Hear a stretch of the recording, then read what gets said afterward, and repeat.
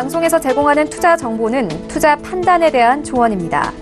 방송에서 제공하는 주식의 가치, 가격 상승 및 가격 하락에 대해서는 방송사에서 보장하지 않습니다.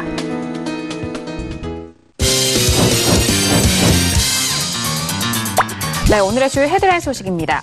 SK하이닉스가 용인시에 반도체 클러스터 부지 조성을 위한 투자 의향서를 제출했습니다. SK하이닉스는 해당 부지에 120조 원을 투자해 반도체 생산시설 4개를 건설할 계획인 가운데 국내외 50여 개 장비 및 소재, 부품 협력 업체도 함께 입주할 예정입니다. 두산중공업이 5천억 원 규모의 유상증자를 실시한다고 밝혔습니다. 이와 별도로 비업무용 부동산 매각 등을 통해 3,500억 원 자금을 추가로 확보할 예정인 가운데 두산중공업은 증자로 확보한 자금 일부를 두산건설 유상증자에 참여하는 등 두산건설의 재무구조 개선에 나설 계획입니다. 삼성전자가 미국 샌프란시스코에서 접었다 펼 수 있는 스마트폰 갤럭시 폴드를 공개했습니다. 다음 주에는 중국 화웨이와 샤오미의 폴더블 폰 공개도 예정되어 있어 차세대 스마트폰 경쟁이 본격화될 전망입니다.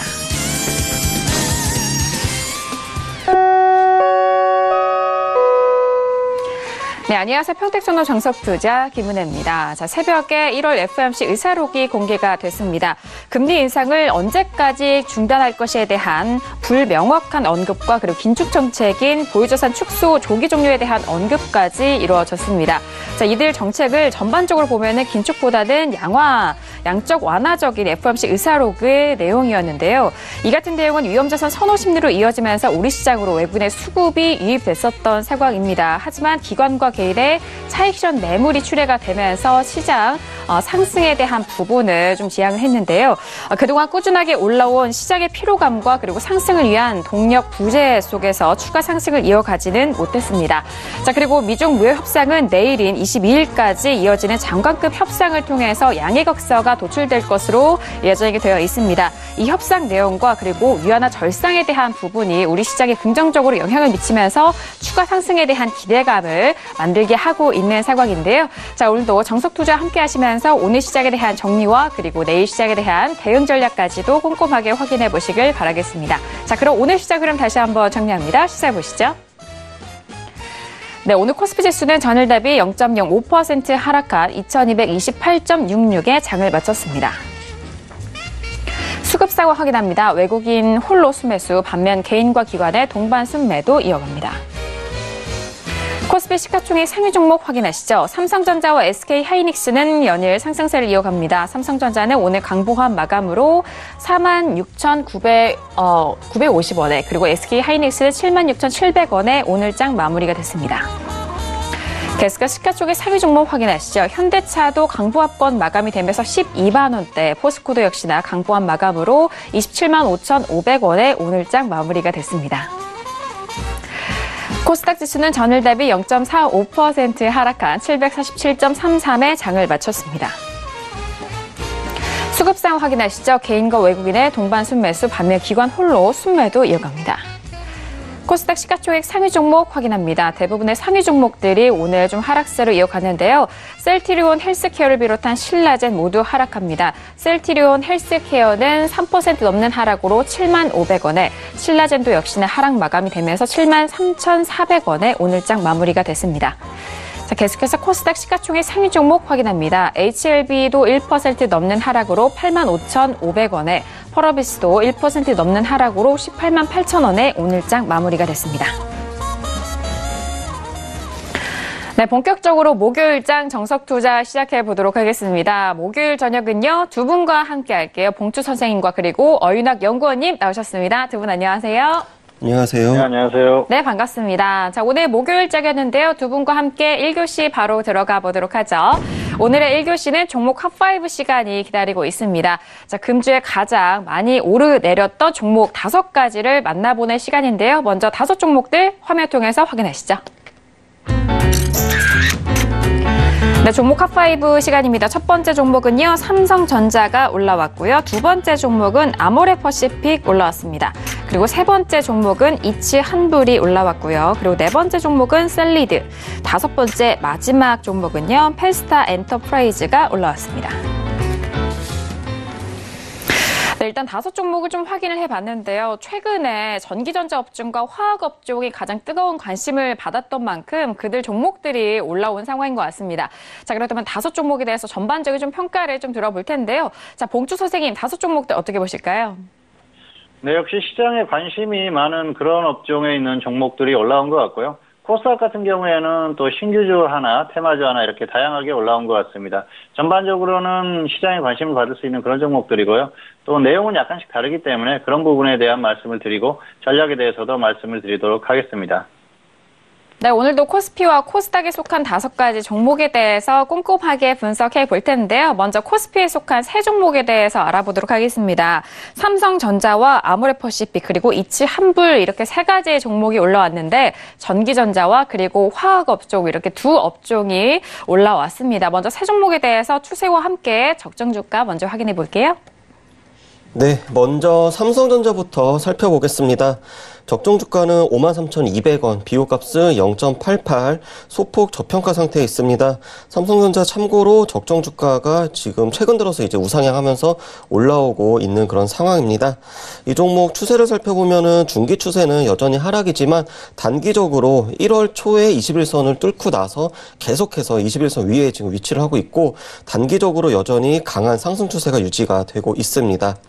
두 번째는 아모레퍼시픽입니다. 아모레퍼시픽은 적정 주가 대비해서는 2.36으로 약 2배 정도 지금 고평가 상태 보여지고 있습니다. 아모레퍼시픽의 추세도 삼성전자와 마찬가지로 중기 추세는 하락입니다. 하지만 단기적으로 최근에 특히 이번 주 들어서 강한 반등이 나오면서 21선 지금 위에 위치해 있고 그래서 중기 하락, 단기 상승 말씀을 드리겠습니다.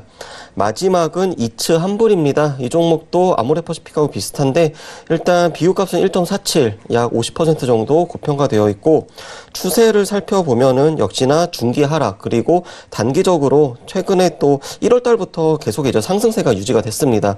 그러면서 중기는 하락이지만 단기는 상승 추세 그리고 아모레퍼시픽하고 비교를 해봐도 이츠한불이 조금은 더 강한 단기 상승 추세이다. 이렇게 말씀드리도록 하겠습니다. 네, 먼저 코스피에 속한 3가지 종목에 대해서 최근의 추세와 그리고 적정 주가도 비교를 해봤습니다. 삼성전자 같은 경우에는 일단 중기는 하락이지만 최근에 추세가 좋기 때문에 단기 상승 추세에 살아있고요. 그리고 아모레퍼시픽과 이치한불도 마찬가지입니다. 중기는 하락이지만 단기는 상승 추세에 살아있는 상황인데요. 아무래도 최근에 흐름이 좋다 보니까 단기 상승 추세가 모두 좀 공통적으로 보여지고 있는 것 같습니다. 그리고 적정 주가 대비해서도 고평가와 저평가에 대한 종목도 짚어드렸으니까 그 부분도 참고를 해보시길 바라겠고요. 그렇다면 이 3가지 종목에 대해서 구체적인 분석과 앞으로 접근하실 분들을 위해서 대응 전략까지 들어보도록 하겠습니다. 자, 봉주 선생님 3가지 종목 어떻게 보실까요? 네, 먼저 삼성전자에 대해서 말씀드리도록 하겠습니다. 삼성전자 같은 경우에는 갤럭시 S10을 공개를 했죠. 그리고 중국의 반도체 굴기가 흔들리는 그런 흐름 때문에 좀 영향을 받는 것 같습니다. 보유자는 매도 후에 관망하시기 바라고요. 미보유자는 관망하시는 게 좋을 것 같습니다. 자, 일단 갤럭시 S10을 공개를 했죠. 10이라는 상징성도 있고요. 그리고 뭐 사양이라든지 성능 이런 것들이 더 진화된 뭐 그런 그 제품이 나왔죠. 그래서 시장에서 기대감이 큰 것 같습니다. 아무래도 삼성이나 이쪽에서는 4천만 대 이상 판매를 예상을 하는 것 같은데요. 어느 정도 좀 기대감을 주는 것 같습니다.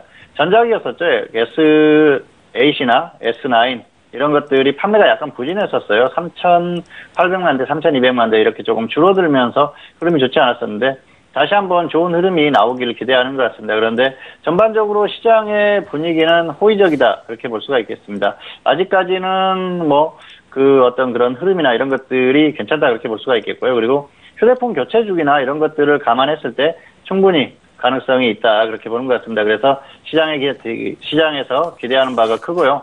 그리고 중국의 반도체 굴기 관련해서는 계속해서 이슈가 나오는 부분인데요. 결국은 미국과 무역전쟁 때문에 나타나는 흐름이죠. 푸젠지나 반도체가 반도체 쪽의 생산을 포기하는 듯한 그런 흐름이라서 시장에서 굉장히 큰 호재다 그렇게 얘기들을 하고 있는 것 같은데요. 사실 이 부분은 맞기도 하고 조금 틀린 부분도 있긴 합니다. 왜냐하면은 아직까지 중국 같은 경우에는 반도체를 본격적으로 생산하는 그런 흐름은 아니에요. 그렇기 때문에 현재 상황에 있어서 실적에 영향을 미칠 만한 그런 요인은 아니라는 것이죠. 그렇기 때문에 뭐 큰 영향을 줄 만한 그런 이슈는 아닙니다. 다만 장내의 어떤 그 경쟁업체들이 좋지 않은 그런 흐름을 보이고 있기 때문에 그런 부분에서는 영향을 받는 것 같습니다. 아무래도 중국에서 반도체를 생산하는 것과 하지 않는 것에는 차이가 있겠죠. 물론 기술력의 차이가 크기 때문에 한국 기업들과의 어떤 경쟁 관계에 있어서는 큰 차이가 있을 겁니다. 그런데 장기적으로 봤을 때는 중국에서 반도체를 생산하고 계속해서 어떤 그 따라오는 그런 흐름을 보인다고 하면은 한국 기업들도 상당히 불안한 흐름이 될 수가 있거든요. 장내의 어떤 그런 경쟁업체들이 좋지 않은 흐름을 보였기 때문에 그런 부분에 있어서 상승이 나오는 것은 뭐 당연한 부분이라고 생각을 합니다. 그런데 그런 부분들은 역시 뭐 크게 이렇게 생각할 만한 그런 흐름은 아니에요. 지금은 일단은 그런 부분들이 주가에 다 반영이 되는 상태고요. 이미 어느 정도 반등이 나왔다는 것이죠. 중요한 건 역시 주가의 흐름입니다. 최근의 흐름을 보면은 외국인들이 삼성전자를 꾸준히 매수를 하면서 주가가 상승하는 그런 흐름이었습니다. 그 이전은 계속해서 매도하는 흐름이 나왔었죠. 그래서 지금 흐름을 보면은 어떤 그 이전의 어떤 외국인들과 다른 패턴의 단기적인 흐름이 아닌가 그렇게 생각을 하고 있습니다. 그래서 이 흐름이 추세적인 흐름이라기보다는 역시 단기적이라는 것이죠. 그리고 코스피에 외국인들이 지속적으로 매수를 하는지도 살펴볼 필요가 있을 것 같습니다. 코스피를 매수한다는 것은 곧 삼성전자를 매수한다는 뜻과 같습니다. 그런 부분에 있어서 외국인들의 코스피 매수가 지속적으로 이어진다고 하면은 결국은 삼성전자에 대한 매수가 이어지면서 삼성전자가 상승할 수가 있겠죠. 그래서 그런 것들을 꾸준히 관찰할 필요가 있을 것 같은데요. 일단 단기적으로는 가격적으로 약간 부담스러운 구간까지 왔습니다. 왜냐하면은 이미 30% 이상 상승이 나왔어요. 그래서 지금 같은 경우에는 주가에 대한 부담스러운 면이 있다는 것이죠. 그래서 여기에서는 추세적으로 더 가기는 힘들 것 같고요. 일단 추세적으로 갈 만한 그런 흐름까지는 나오기는 어렵다고 봅니다. 단기의 어떤 흐름이나 이런 것을 봤을 때는 역시 단기적인 상승이 나온 것이 아닌가. 낙폭이 워낙 과대했었고 또 지수가 반등하는 과정, 외국인들의 어떤 매수도 적절히 섞어주고 그런 그 여러 가지 호재가 나오면서 반등이 나왔었던 그런 상황이기 때문에 크게 기대할 필요는 없을 것 같습니다. 그래서 보유자는 매도 후에 관망을 하시는 게 좋을 것 같고요. 미보유자는 역시 관망을 하시면서 당분간 상황을 좀 지켜보시는 게 나을 것 같습니다. 지금 같은 경우에는 가격 메리트가 없기 때문에 굳이 계속 끌고 갈 필요도 없을 것 같고요. 그리고 신규로 여기에서 무리하게 진입할 필요는 없다. 뭐 그렇게 설명을 드릴 수가 있을 것 같습니다. 두 번째로는 아모레퍼시픽입니다. 아모레퍼시픽은 최근에 향수공장 매각 이슈가 있었고요. 그리고 중국 소비 회복 기대감 그런 것들이 있었습니다. 중국에서 어떤 그런 흐름들이 좋아질 가능성이 있다 그렇게 보는 것 같은데요. 보유자는 홀딩 후에 매도하시기 바라고요. 미보유자는 조정 시에 단기 접근하시기 바랍니다. 단기의 흐름이 괜찮기 때문에 단기적으로 조정을 받고 가격 메리트가 생긴다면 충분히 접근할 만하고요. 보유하신 분들 특히 이제 손실이 크신 분들 같은 경우에는 여기에서 굳이 단기에 짧게 던질 필요는 없을 것 같고요. 최대한 좀 끌고 가면서 고점에서 매도를 하시는 게 좋을 것 같고요. 그리고 그렇지 않고 수익권이라고 한다고 하면은 굳이 짧게 던질 필요는 없을 것 같고요. 단기 흐름이 좋기 때문에 조금 더 끌고 가도 된다 그렇게 볼 수가 있겠습니다. 일단 프랑스의 샤르트르 향수 공장을 크리스찬 디올에 매각한다는 그런 이슈가 있었어요. 이전에 라이선스 계약을 맺었던 향수 메이커와 그 계약이 종료가 됐습니다. 그러면서 공장을 매각하는 그런 부분인데요. 이거 주가에 크게 영향을 미칠 만한 그런 요인은 아니다. 그렇게 볼 수가 있겠습니다. 그리고 중국 소비 회복에 대한 기대감을 갖는 것 같습니다. 중국 정부에서 경기 부양책들을 얘기를 하고 있죠. 어떤 세금이라든지 이런 부분들을 좀 감면해주고 여러 가지 혜택을 주는 그런 부분들을 얘기를 하면서 경기 부양에 대한 의지를 드러내고 있습니다. 중국에서는 계속해서 정부에서 경기 부양에 대한 부분을 계속 얘기를 하는 것 같아요. 그래서 그런 부분들이 어떤 중국 소비주들의 기대감을 주는 그런 흐름이죠. 중국 소비주, 화장품주들이라든지 유통이라든지 이런 쪽에서 흐름이 나오는 것 같은데요. 특히 화장품주들의 최근에 흐름이 조금씩 나오는 그런 흐름입니다. 전반적으로 종목들이 다 어느 정도 흐름이 나오고 있어요. 그래서 그런 부분들이 기대감이 반영된 그런 흐름이다 볼 수가 있겠고요. 중국의 어떤 경기가 살아나고 소비가 진작된다고 하면은 화장품주들도 좋은 흐름이 나오겠죠. 그런데 과거처럼 그렇게 폭발적인 흐름이 나오기는 어렵습니다. 사실 과거에 엄청난 흐름을 보였었지 않습니까? 그런데 그 정도 흐름이 나오기에는 지금 현재 상태에서는 상당히 어렵다 그렇게 볼 수가 있겠죠. 그래서 지금은 그 정도의 기대감을 갖고 대응하기에는 조금 어려운 부분이 있기 때문에 그런 기대감까지는 좀 어렵다 그렇게 보시는 게 나을 것 같습니다. 다만 단기적으로는 어떤 그런 기대감들로 상승이 나오고 있죠. 그리고 화장품주들이 전반적으로 가격 메리트가 있어요. 워낙 조정을 많이 받았고 낙폭이 큽니다. 그리고 아모레퍼시픽 같은 경우에는 뭐 2015년 이후에 계속해서 하락했던 그런 흐름이지 않습니까? 그래서 지금 가격이 굉장히 그 저점 부분이에요. 이런 상황에서는 굳이 그 단기에 뭐 짧게 던질 필요는 없을 것 같고요. 그리고 흐름도 어느 정도 나오기 때문에 조금 더 끌고 가면서 매도를 해도 무리가 없을 것 같다. 그렇게 볼 수가 있겠습니다. 화장품주들의 흐름은 단기에 조금 더 나오지 않을까 그렇게 생각을 하기 때문에 역시 적절히 조금 더 홀딩을 하면서 대응을 해도 무리가 없다. 그렇게 볼 수가 있겠습니다. 세 번째 종목은 이츠한불입니다. 이츠한불도 역시 화장품주죠. 미중 협상 기대감이 있었고요. 중국 소비 회복 기대감이 역시 있습니다. 보유자는 홀딩 후에 매도하시기 바라고요. 미보유자는 조정 시에 역시 단기 접근하시기 바랍니다.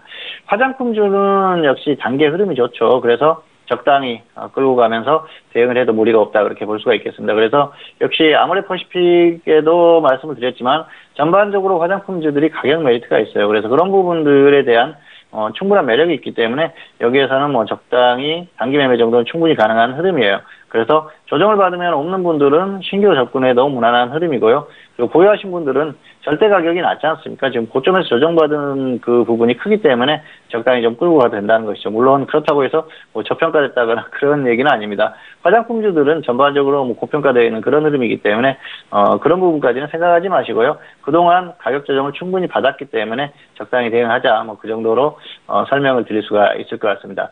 자, 그리고 최근에는 여러 가지 이슈가 있었죠. 그 중에 하나가 이제 미중 무역 협상에 대한 기대감이 있었죠. 미국과 중국이 무역 협상을 계속하고 있는데요.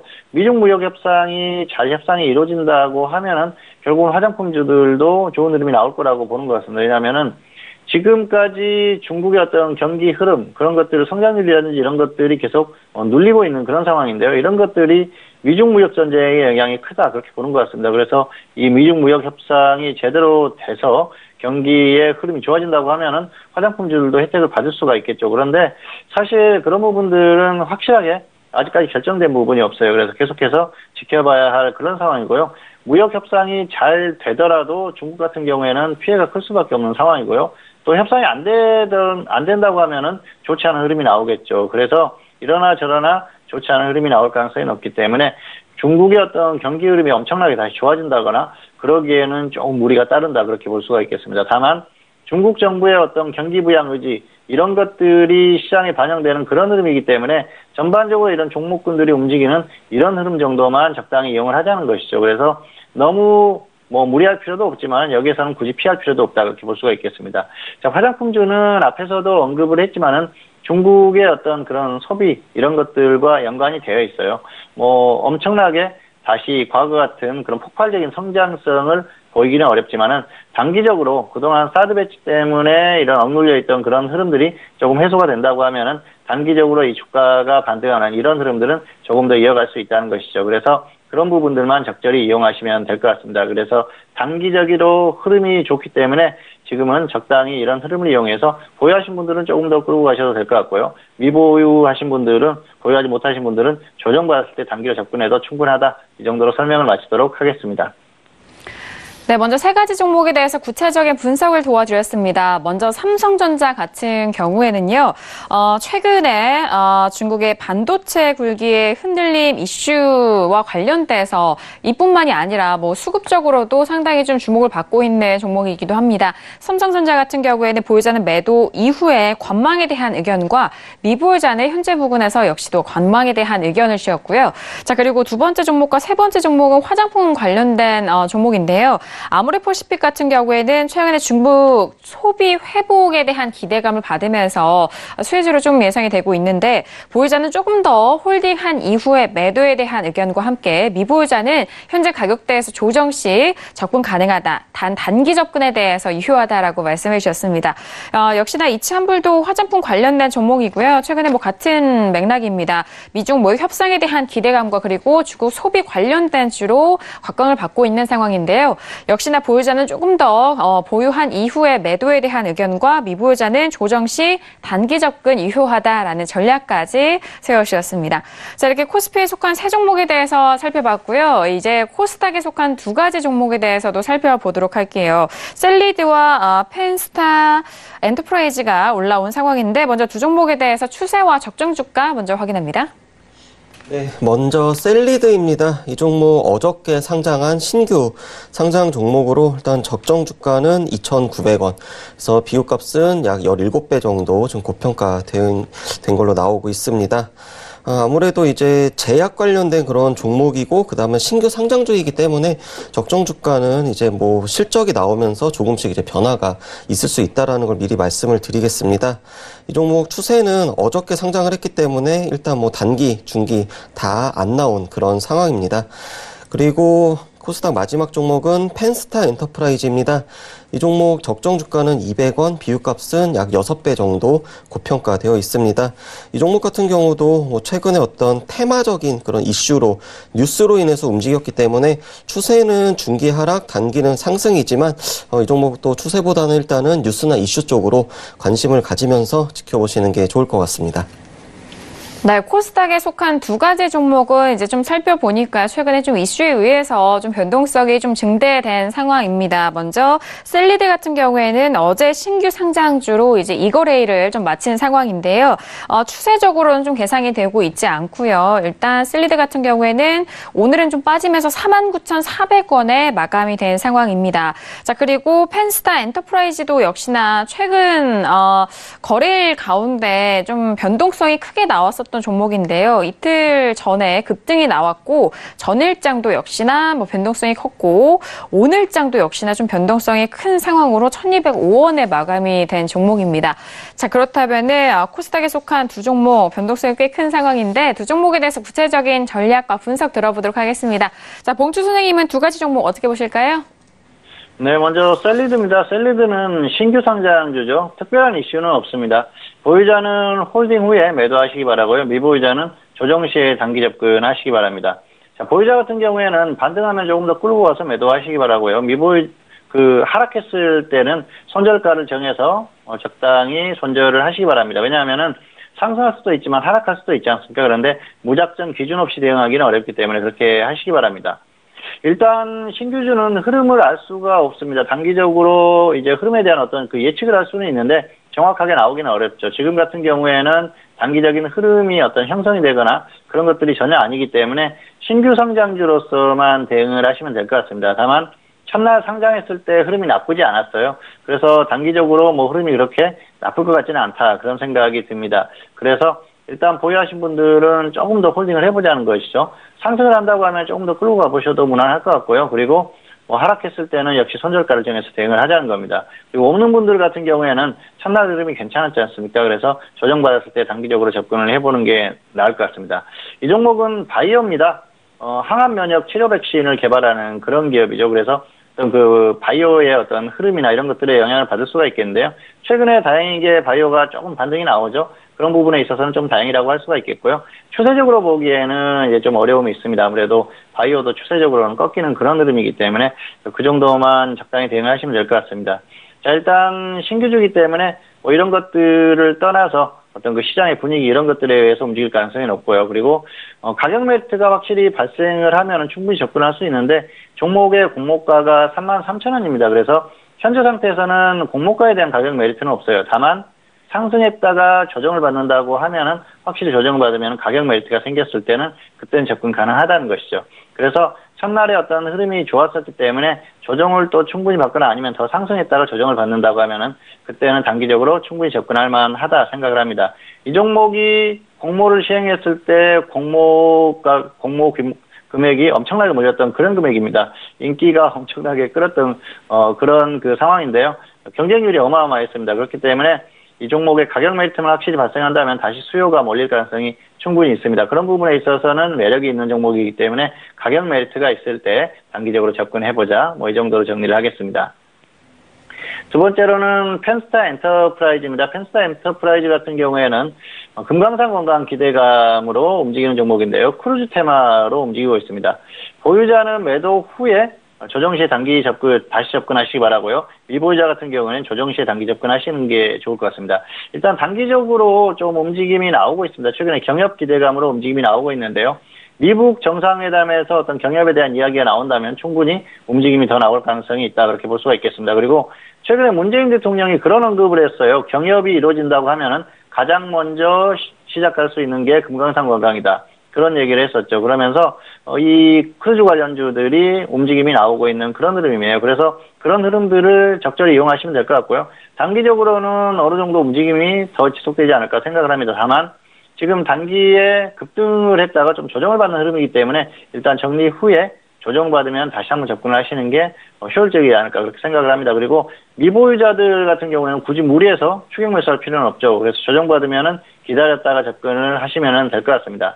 자, 경협주들 같은 경우에는 아직 확실한 건 없습니다. 어떤 그 미국의 정책 이런 것들이 상당히 중요한데요. 지금은 역시 트럼프 대통령의 입에 의해서 움직일 가능성이 높다. 미북 정상회담이 이루어지고 거기에서 이제 어떤 그 발언들이 나왔을 때 경협에 대한 얘기가 나와준다 그러면 움직일 수가 있겠죠. 그런데 사실 현실성이 아직까지는 좀 그렇게 크지는 않다고 봅니다. 아직까지 유엔의 제재가 지속되고 있는 상황이고요. 그리고 트럼프 대통령이 그동안 다양한 말들을 쏟아냈죠. 긍정적인 발언들을 했는데 반해서 미국의 관리들 같은 경우에는 대북 제재 해제에 대해서도 상당히 부정적으로 언급을 하고 있기 때문에 지금은 확실하게 이게 된다, 안 된다 그렇게 판단하기보다는 일단 단기 움직임 정도만 이용을 하시는 게 좋을 것 같습니다. 그리고 지금 같은 경우에는 역시 회담을 앞두고 있기 때문에 회담 이전에 어떤 테마주들 같은 경우에는 적당히 정리를 하는 게 좋기 때문에 일단은 단기 흐름만 이용하자 이 정도로 설명을 마치도록 하겠습니다. 네, 코스닥에 속한 두 가지 종목에 대해서도 구체적인 분석을 들어봤습니다. 먼저 셀리드는요, 어제 신규 상장주인데요. 보유자는 홀딩 이후에 매도에 대한 의견과 그리고 미보유자는 조정 시 단기 접근에 대한 의견 주셨습니다. 자, 그리고 펜스타 엔터프라이즈 같은 경우에는요, 크루즈 테마주로 금강산 관광에 대한 기대감을 받고 있는 상황입니다. 이 종목에 대해서는 매도 이후에 재매수에 대한 의견과 그리고 미보유자는 조정 시 단기 접근에 대한 의견 까지 참고해 보시길 바라겠습니다. 자, 오늘 1교시는요, 종목 핫5 시간까지 여러분들 찾아갔습니다. 네, 2교시로 넘어가 볼게요. 오늘의 2교시는 HTS의 활용이 기다리고 있습니다. 자, 이 시간에는요, 여러분들께서 또 매매하는 게 있어서 그리고 시장을 분석함에 있어서 매일같이 사용하시는 이 HTS를 더욱더 활용 가능하게 하는 그런 방법을 알려주고 계시는데요. 자, 오늘도 어떤 내용 준비하셨는지 궁금합니다. 배워볼까요? 네, 오늘 준비한 내용은 캔들의 모양, 그리고 캔들이 어떻게 일정한 어떤 패턴을 나타내는데 그거를 활용해서 종목을 찾아보자라고 하는 내용으로 준비를 했습니다. 아마도 한 2주나 3주에 걸쳐서 이제 이 내용을 다룰 예정입니다. 그리고 일단 이 목표는 첫 번째, 우선 다양한 캔들이 있는데 그 캔들을 만족하는 검색식을 한번 직접 만들어 보자라고 하는 거고, 두 번째는 이제 캔들이 연속해서 나올 때 이걸 이제 우리가 패턴이라고 합니다. 그 패턴을 검색식에 한번 활용을 해보고, 마지막으로는 패턴을 검색식으로 찾지 말고 HTS에서 제공을 하는 패턴 매칭이라고 하는 기능을 이용해가지고 조금 더 쉽게 종목을 한번 찾아보자. 그래서 나만의 캔들 패턴 검색식을 완성을 해보자라고 하는 목표를 세웠습니다. 자, 그러면은 가장 기본적인 내용입니다. 캔들이 일단 양봉하고 음봉, 주식 투자하시는 시청자분들은 당연히 다 아실 거라 생각을 하고, 시가와 종가 그리고 고가와 저가의 모양에 따라서 이 캔들의 움직임과 모양이 또 변동이 있습니다. 자, 그래서 양봉 같은 경우에도 예를 들어서 일반적인 양봉 같은 경우에는 몸통이 있고 그리고 윗꼬리와 아랫꼬리가 달려있는 이런 모양이 있습니다. 그래서 이거 같은 경우는 HTS 검색식에서 일단 거의 대부분의 어떤 HTS마다 종목 검색식이 있는데 캔들의 모양을 찾을 수 있는 그런 조건이 있습니다. 그래서 거기서 캔들 모양이 양봉인 그런 종목을 검색을 하면 이런 모양을 가진 그런 이제 종목이 검색이 되고, 그 다음에 두 번째 같은 경우는 위에 꼬리가 길게 달린 그런 종목입니다.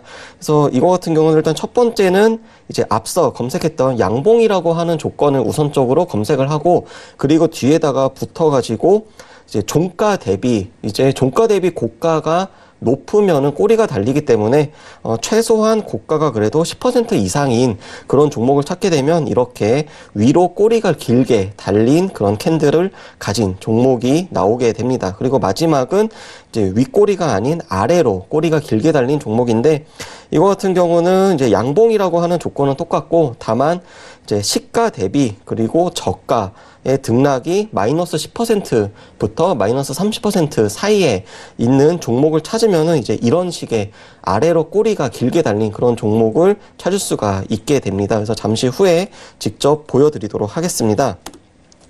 자, 그리고 이제 또 양봉의 어떤 모양에 따라서도 검색식을 우리가 활용을 할 수가 있는데 예를 들어서 양봉이 연달아서 2번 나온 종목을 찾고 싶다라고 하면은 캔들의 모양이 2봉 연속 양봉인 그런 조건을 설정을 하면 되는 것이고 그게 아니라 나는 그저께는 어제는 양봉이 나오고 오늘은 음봉이 나온 종목을 찾고 싶다라고 하면은 예를 들어서 직전 거래일의 캔들 모양은 양봉 그리고 당일 캔들의 모양은 음봉 이런 이제 조건을 설정을 해가지고 종목을 찾으면 됩니다. 그리고 마지막으로 음봉, 양봉, 음봉 뭐 이런 식으로 좀 지그재그 움직임을 보이는 종목을 찾고 싶다라고 하면은 이제 이봉전 그러니까 거래일로 어제와 그저께 이런 식으로 해가지고 음봉이 나온 종목 그리고 어저께는 양봉 그리고 오늘은 음봉 이런 식으로 조건을 설정하면 되는데 HTS 보면서 하나씩 말씀을 드리도록 하겠습니다. 네, 이 조건 검색식입니다. 그래서 기본적으로 일단 시장에서는 거래소하고 코스닥 선택을 해주고 그리고 검색 제외 종목 일괄 지정을 해줍니다.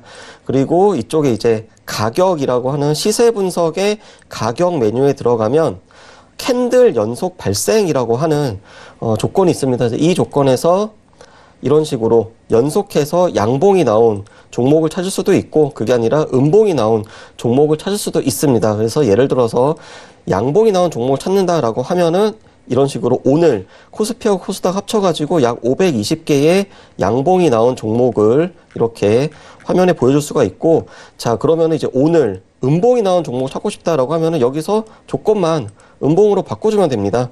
그래서 이런 식으로 검색을 했을 때 이렇게 음봉이 나온 종목 오늘은 약 800개가 넘는 종목이 지금 검색이 된 걸 알 수가 있고 자 그게 아니라 어저께는 음봉이고 오늘은 양봉이 나온 종목을 찾고 싶다라고 하면 일단 1거래일 그래서 검색 기준 시점을 1거래일로 넣고 어저께는 음봉 자 그리고 똑같은 조건으로 오늘 영봉전이 이제 오늘이기 때문에 오늘은 양봉 이런 식으로 찾으면은 어저께는 음봉, 오늘은 양봉인 종목이 이렇게 나오는 거를 우리가 확인을 할 수가 있습니다. 그래서 이 조건을 이제 응용을 하게 되면은 꼬리가 달린 종목도 찾을 수가 있는데 예를 들어서 자, 오늘 양봉이 나왔습니다. 오늘 양봉이면서 위로 꼬리가 길게 달린 종목을 찾고 싶다라고 하면은 똑같은 시세 분석 가격 메뉴에서 주가가 기준봉 대비 등락 이런 식으로 있는데 여기서 똑같은 이제 오늘이기 때문에 영봉전 종가 대비 영봉전 고가 윗골이기 때문에 고가입니다. 고가가 어떻게 10% 이상인 종목을 찾는다라고 하면은 이런 식으로 네. 한국정보인증, KCS, 뉴파워 프라즈마 차트를 보여드리면은 네, 이런 식으로 오늘 이렇게 꼬리가 달린 종목인 거를 우리가 확인을 할 수가 있습니다. 그래서 오늘은 우선 간단하지만 양봉과 음봉 그리고 어떤 이 두 가지 조건만을 가지고 이제 종목을 찾는 거를 알려드렸고 다음 주에는 이제 조금 더 깊이 들어가가지고 이 캔들이 나오는 어떤 패턴을 활용하는 그런 검색식에 대해서 말씀을 드리도록 하겠습니다. 네, 알겠습니다. 자, 오늘은 캔들 모양과 그리고 패턴 활용에 대한 검색식을 또 만들어 봤습니다.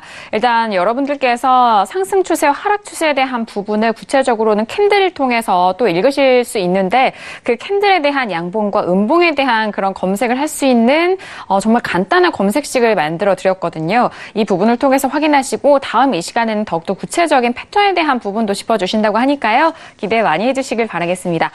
자, 이어서 선생님 질문 있어요 시간으로 넘어가 보도록 하겠습니다. 오늘도 다양한 질문들 많이 접수해 주셨는데요. 첫 번째 질문부터 확인해 보도록 하겠습니다.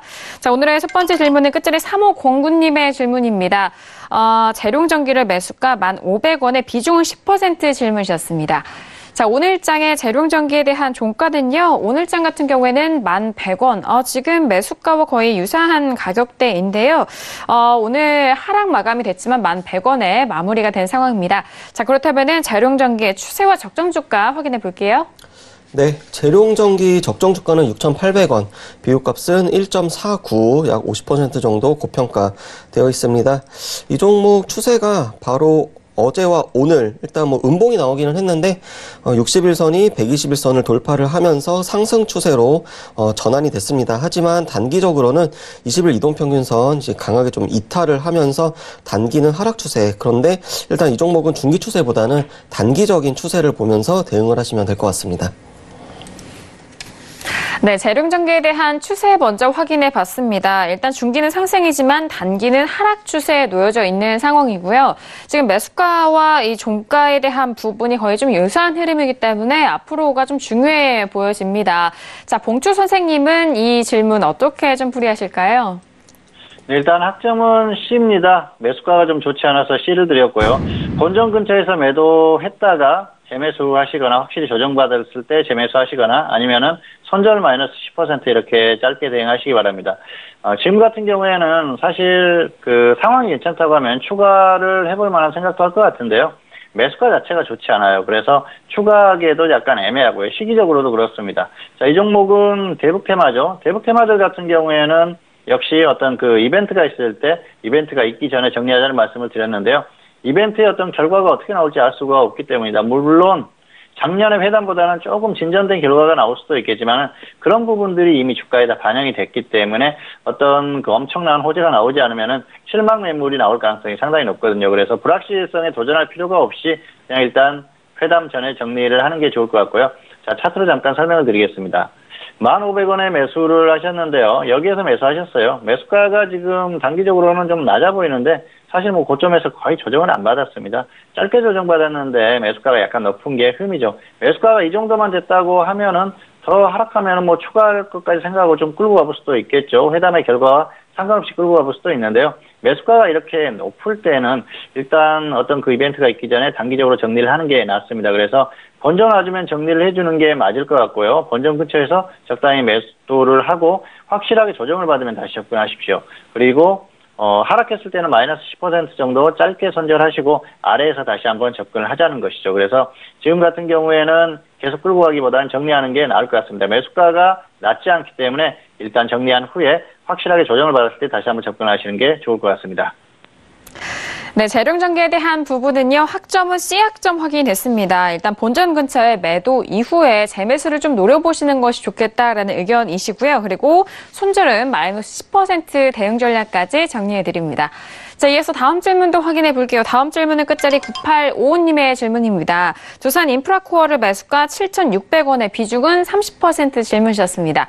오늘장의 두산 인프라코어의 종가는요, 오늘 하락 마감이 되면서 7,720원에 마감이 됐습니다. 지금 소폭 수익을 보고 계신 상황인데, 먼저 추세 확인해 볼게요.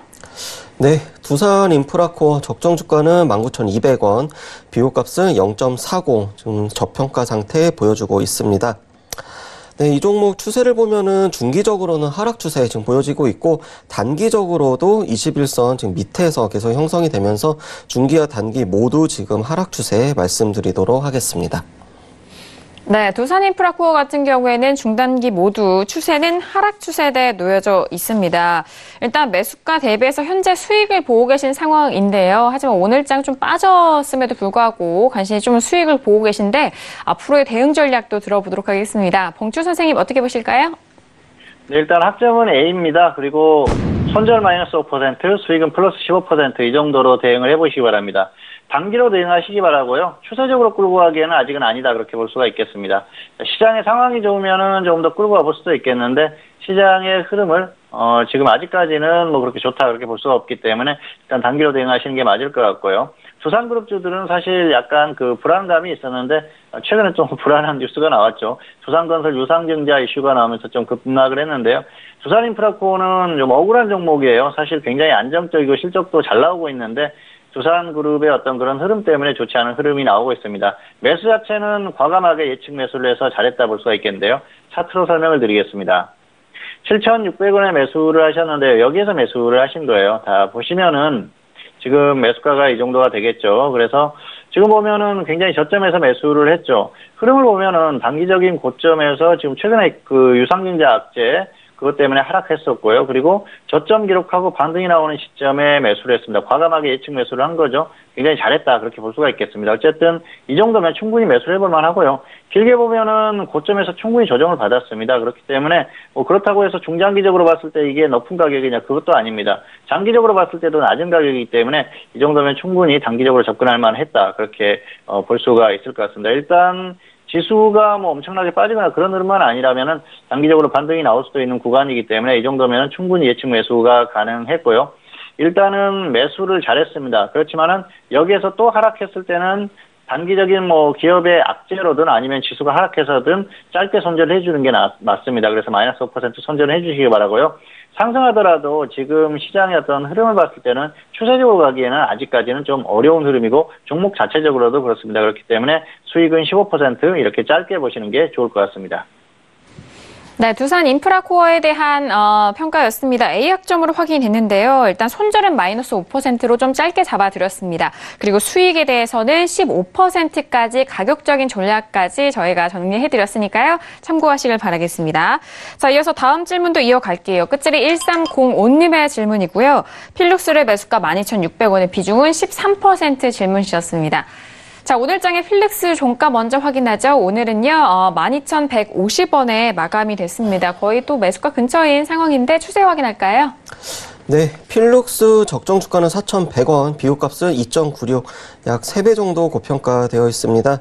이 종목 추세는 중기적으로는 계속 이제 하락 추세 나오고 있고, 단기적으로는 오늘 상승 추세로 전환을 했는데, 하지만 이제 뭐 추세는 단기적으로는 좀 박스권에 있다, 이렇게 보시면 될 것 같습니다. 네, 필룩스는 최근의 추세에 좀 박스권 구간으로 확인이 되고 있는 상황입니다. 자, 그렇다면 필룩스 앞으로의 또 대응 전략도 궁금할 것 같은데요. 봉주 선생님은 어떻게 보실까요? 네, 학점은 일단 C입니다. 매수가 자체가 약간 애매하다 그렇게 볼 수가 있겠는데요. 그리고 반등하면은 15% 정도까지 한번 끌고 가보십시오. 수익은 15% 노려보시고요. 하락했을 때는 11,600원에 한번 추가를 하십시오. 그리고 나서 손절 10%, 수익 플러스 15% 이렇게 대응하시면 될 것 같습니다. 매수가 자체가 약간 애매하다고 말씀을 드렸는데요. 최근에 어떤 그 박스권 흐름이기 때문에 한 번 정도는 추가를 해도 된다 그렇게 볼 수가 있겠습니다. 자, 차트를 잠깐 보시겠습니다.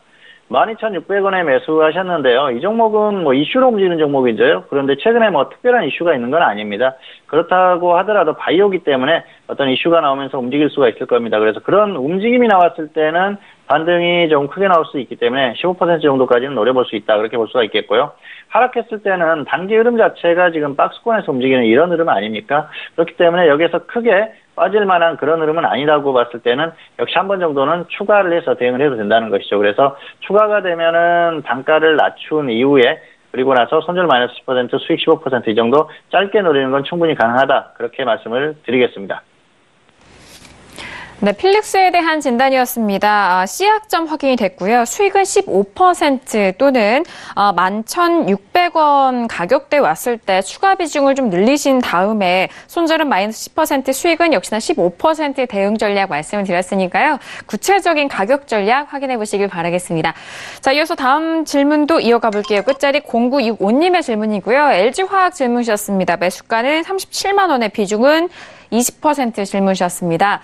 자, 오늘 LG화학 종가 확인하면요. 오늘은 38만 7,500원에 마감이 된 상황입니다. 지금 수익권인데, 자, LG화학 추세와 적정 주가는 어떻게 될까요? 네, LG화학 적정 주가는 32만 원대입니다. 그래서 비교값은 1.21. 오늘 종가하고 뭐 큰 차이는 안 나고 있는 그런 상황이고 적정 주가도 최근 들어가지고 단기적으로 계속 이제 높여가면서 올라오고 있는 그런 상황입니다. 이 종목 추세가 굉장히 좋습니다. 일단 중기적으로도 2월 들어서 중기 상승 추세에 전환을 했고 단기적으로는 뭐 이미 1월 달부터 21선 위에서 계속 유지가 되면서 마치 그 삼성전자의 단기적인 흐름을 보는 것처럼 그렇게 지금 굉장히 좋은, 그래서 중기와 단기 모두 상승 추세 보이고 있는 그런 상황입니다. 네, 최근에 화학업종에 대한 탄력이 좋은 상황인데요. LG화학 역시도 현재 중단기 모두 상승 추세 살아있는 상황입니다. 역시나 시청자분의 매수가 대비해서도 지금 종가가 수익을 보고 계신 상황인데 앞으로 대응 전략도 들어볼게요. 봉투 선생님 어떻게 보실까요? 일단 학점은 쉬고요. 매도 후에 조정 시에 다시 한번 접근을 하시는 게 나을 것 같습니다. 단기적으로 반등은 충분히 나왔다고 볼 수가 있겠는데요. 단기에 30% 정도 반등이 나왔어요. 그래서 이 정도면 충분하다 그렇게 볼 수가 있겠고요. 매수가가 낮으면은 조금 더 끌고 가봐도 되는데요. 매수가가 높기 때문에 조금만 조정받으면 금방 또 본전이 옵니다. 그래서 그런 부분에 대한 부담이 있기 때문에 매도 후에 다시 한번 확실한 조정 시에 접근하시는 게 나을 것 같습니다. 차트 잠깐 보시겠습니다. 37만 원에 매수하셨는데요. 지금 보시면 역시 5일선 위에서 매수를 했죠. 뭐 그렇게 매수 가격이 아주 높아 보이지는 않는데 어쨌든 그 우량주입니다. 무거운 종목이고 저점에서 30% 정도 반등이 나왔기 때문에 이 정도면 충분하다 볼 수가 있겠고요. 매수가가 이렇게 낮다고 하면 조금 더 끌고 가볼 수 있겠죠. 여유가 있기 때문에. 그런데 지금 매수가와 별로 차이가 없어요. 그래서 적당히 어느 정도 수익이 조금이라도 났을 때 정리를 하고 조정을 받으면 다시 접근하는 게 낫다는 것이죠. 지수가 좋고 업종의 흐름이 좋아서 반등이 나왔지만은 매수가 자체가 높기 때문에 계속 끌고 가기보다는 일단 정리 후에 다시 한번 접근하시는 게 좋을 것 같습니다. 네, LG화학은 C약점으로 확인이 됐습니다. 현재 수익을 보고 계신 상황인데 현재 구간에서 즉시 매도 이후에 가격대 조정 시 재매수 노려보시길 바라겠습니다. 자, 이어서 다음 질문도 이어갈게요. 끝자리 7017님의 질문입니다. 롯데케미칼의 매수가 30만 원에 비중은 20% 질문 주셨습니다. 자, 롯데케미칼의 종가는 어떻게 될까요? 오늘 33만 1,000원까지 올라가면서 역시나 수익 구간이신데요. 자, 추세와 적중 주가 확인해 볼까요? 네, 롯데케미칼 적정 주가는 44만 원대입니다. 비교값은 0.75, 지금 저평가 상태로 나오고 있습니다. 최근에 어떤 화학주 그리고 정유 관련된 그런 종목들이 굉장히 지금 좋은 흐름 나오고 있고 이 종목도 어제하고 오늘 추가적인 상승을 하면서 일단 중기 상승 추세 그리고 단기적으로도 상승 추세 매우 강한 단기 상승 추세 이렇게 보이고 있습니다. 네, 역시나 앞선 LG화학과 마찬가지로 롯데케미칼에 대한 추세도 좋은 상황입니다. 중단기 모두 상승 추세 살아있고요. 그리고 매수가 대비 역시 수익을 보고 계신 상황입니다. 그렇다면 앞으로의 전략도 들어볼게요. 봉투 선생님. 네, 학점은 쉬고요. 본전 매도하시거나 수익 15% 대응하시기 바랍니다. 일단 단기 흐름이 강합니다. 그래서 조금 더 끌고 가보자 그런 생각이고요. 그렇지만 매수가가 역시 좋지는 않아요. 차트 잠깐 보시겠습니다. 30만 원에 매수를 하셨는데요. 여기에서 매수하신 겁니다. 역시 약간 좀 위에서 매수를 하셨어요. 이게 좀 아쉽죠? 사실 이렇게 조정받는 부분 아니면 이렇게 저점에서 하셨으면은 조금 여유가 있는데 일단 지수가 반등하고요. 그리고 업종이 반등을 하고 화학업종에 대한 그 기대감들이 있죠. 최근에 중국의 경기 부양 기대감도 있고 또 여러 가지 신동빈 회장이 다시 경영에 복귀했다는 그런 이슈도 있는데 그런 것들보다는 수급적으로 화학업종에 약간 그 자금이 들어오면서 움직이는 흐름입니다. 그리고 가격적으로 중기적으로는 낮아요. 그런데 흐름을 보면은 추세적으로는 완전히 꺾인 흐름이고요. 지금은 지수가 반등하니까 잠깐 반등이 나온다 그렇게 보시는 게 맞을 것 같습니다. 그래서 단기 흐름 정도로 보시면 좋을 것 같고요. 다만 단기적으로 LG화학과는 조금 다른 흐름이죠. 수급적으로 훨씬 조금 나은 흐름이 개선되는 흐름이 나오고 있기 때문에 단기적으로 반등은 조금 더 나올 것 같습니다. 다만 너무 욕심 부리지 마시고요. 지금 매수가가 높은 상태에서는 적당히 15% 정도만 짧게 수익 보시고 그리고 나서 조정받으면 다시 한번 접근을 하셔도 무난할 것 같습니다. 그렇지만은 일단 현재 상태에서는 매수가가 높기 때문에 단기적으로 짧게 보자. 본전 매도나 수익 15% 이 정도 하시고 조정을 확실히 받았을 때 다시 한번 접근을 하시는 게 좋을 것 같습니다. 네, 롯데케미칼 현재 수익을 보고 계신 상황이고요. 학점은 C학점 확인됐습니다. 본전에 손절 잡으시고 그리고 수익에 대해서는 15%의 목표가 대응 전략 확인해 보시길 바라겠습니다. 자, 오늘도 선생님 질문 있을 시간을 통해서 다양한 질문들에 대한 상담을 도와드렸습니다. 말씀드린 내용에 대해서는요. 투자 판단에 대한 조언이고요. 해당 상품의 가치와 수익률을 보장하지 않는다는 점 다시 한번 유의해 주시길 바라겠습니다.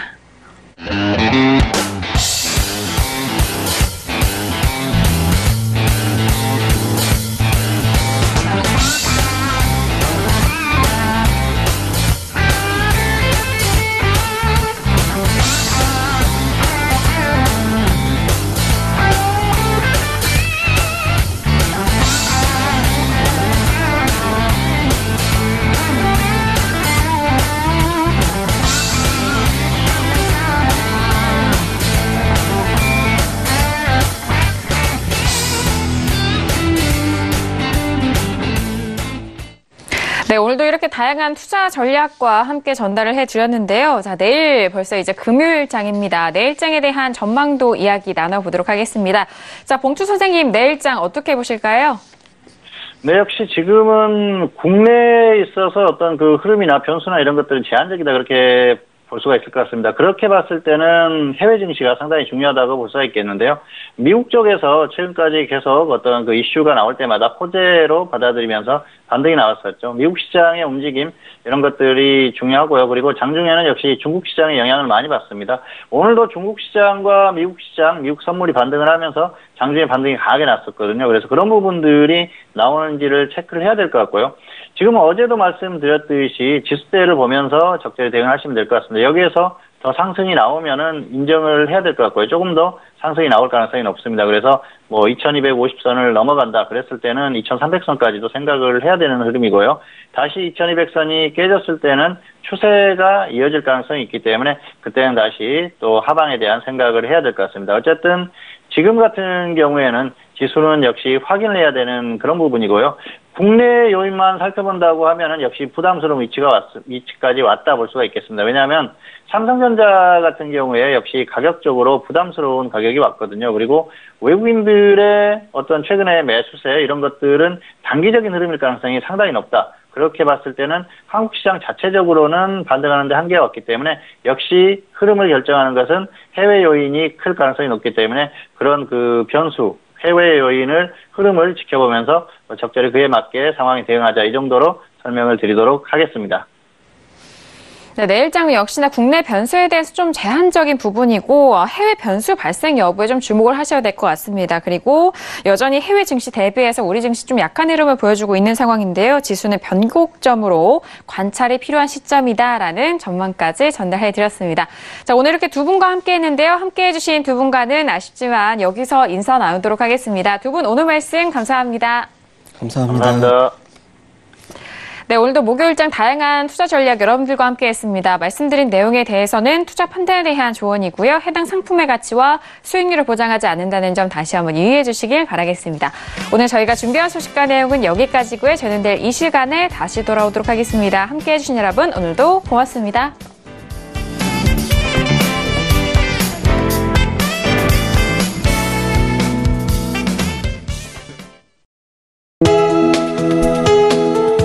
방송에서 제공하는 투자 정보는 투자 판단에 대한 조언입니다. 방송에서 제공하는 주식의 가치, 가격 상승 및 가격 하락에 대해서는 방송사에서 보장하지 않습니다.